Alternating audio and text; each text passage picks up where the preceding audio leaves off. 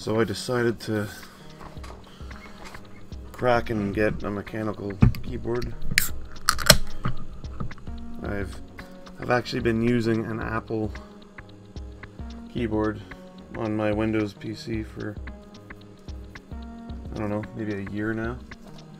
I figured it was time to actually get a real keyboard that was properly supported by Windows instead of having to use the Apple keyboard program in Windows. So yeah, so what do I think? First of all, the thing weighs an absolute ton, especially compared to the Apple one, which weighs almost nothing. I heard some weird complaints online that the build quality for this thing wasn't that great. I actually think it's pretty decent. It's solid as hell. I don't really care for the glossy that much, but it really doesn't bug me all that much at all.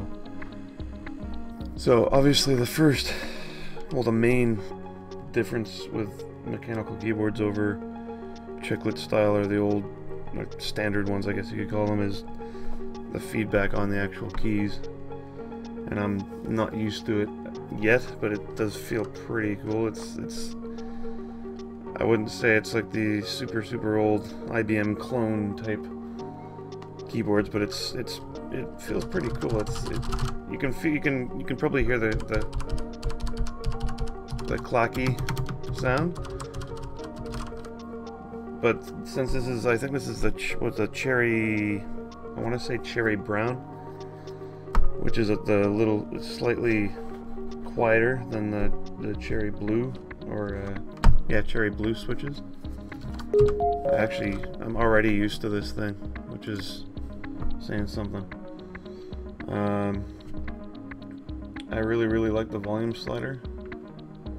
It's pretty slick. Volume on and off.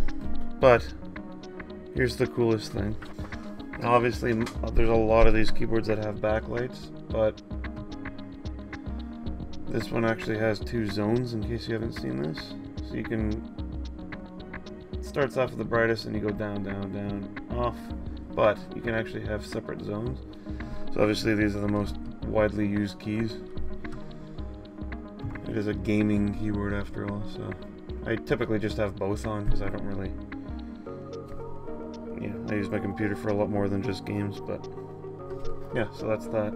One of the other features I haven't actually really used yet, but apparently is quite handy, is the memory keys down here, the G keys. I've never actually had a gaming keyboard before, so it's another new thing for me. But apparently you can have up to 18 saved macros on here, which can include stuff like copy and paste, copy and certain commands. And actually, when I installed the gaming software for the keyboard, it automatically detected games that I had installed, like Diablo 3. It had certain commands that I could do with that, and there were a couple others I can't actually remember. I think Civ 5 was one of them. But yeah, all in all, I'm already really liking it. One of the kind of weird things was, I'll show you quickly here.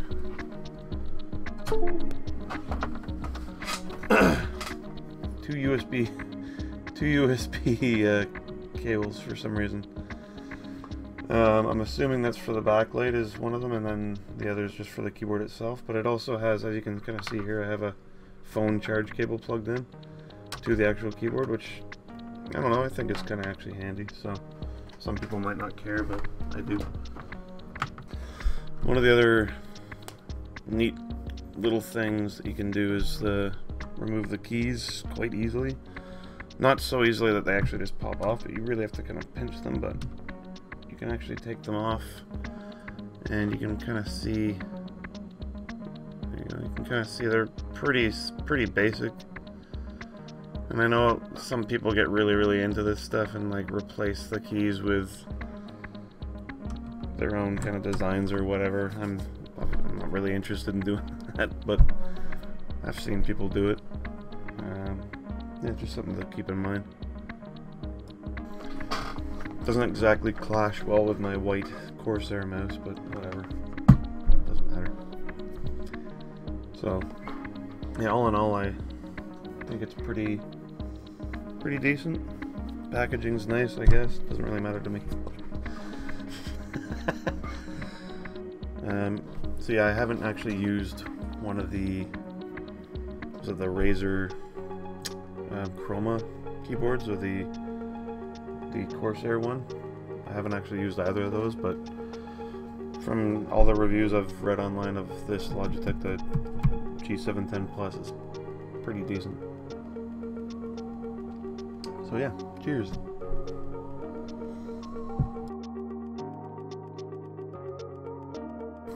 Yeah, so all in all, it's a pretty damn good keyboard. I got a really good deal on it too, so I'm kind of happy.